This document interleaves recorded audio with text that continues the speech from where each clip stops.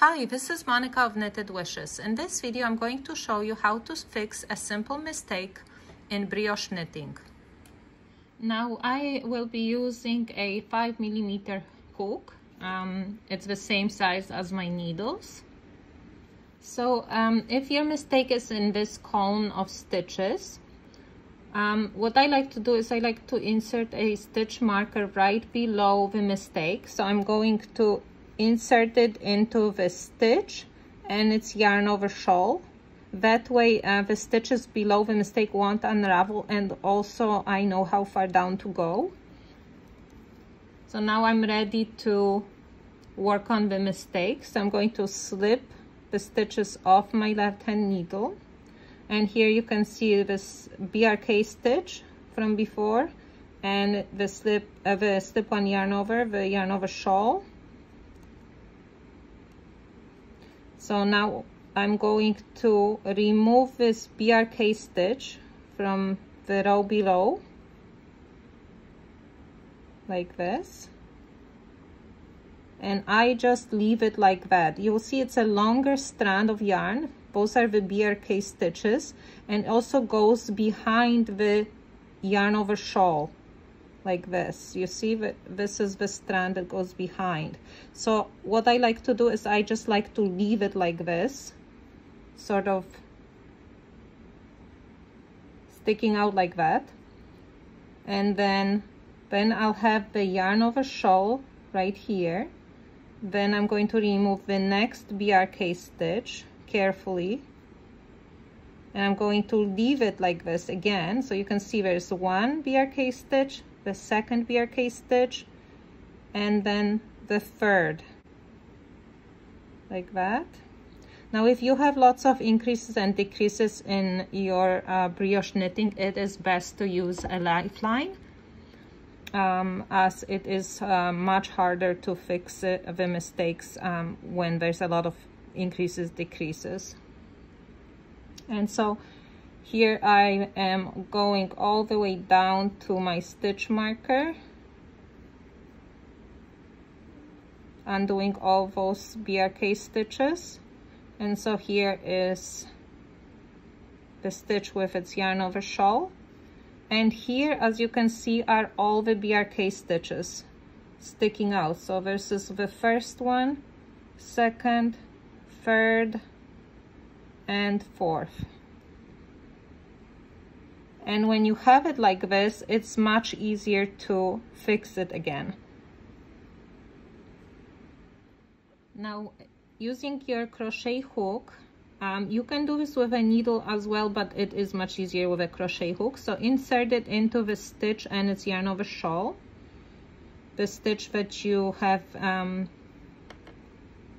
marked with your stitch marker right here.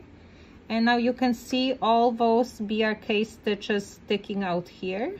So we're going to grab the first BRK stitch like this, the strand that's sticking out, the longer strand. I'm going to pull it through the stitch and its yarn over shawl, as if you were working a BRK bark stitch. And now let go.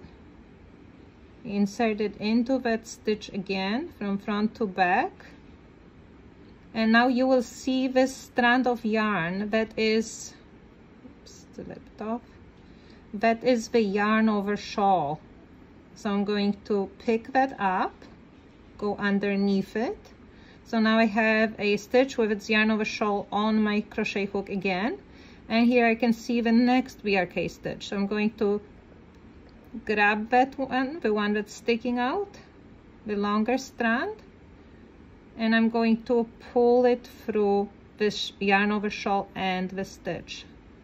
And here's another bark stitch, BRK. Now keep doing that until you get to the end of the column. Here's my stitch again, BRK stitch. Here is the yarn over shawl. And now grab the BRK strand, the long strand, and pull it through the stitch with its yarn over shawl. And now I'm on to the last one, so I'm going to insert my crochet hook into the front of it again. And now I'm going to look for that strand that's the yarn over shawl, pick that up, and here is the last BRK stitch, the long strand that's sort of sticking out. Now pick that up and pull it through.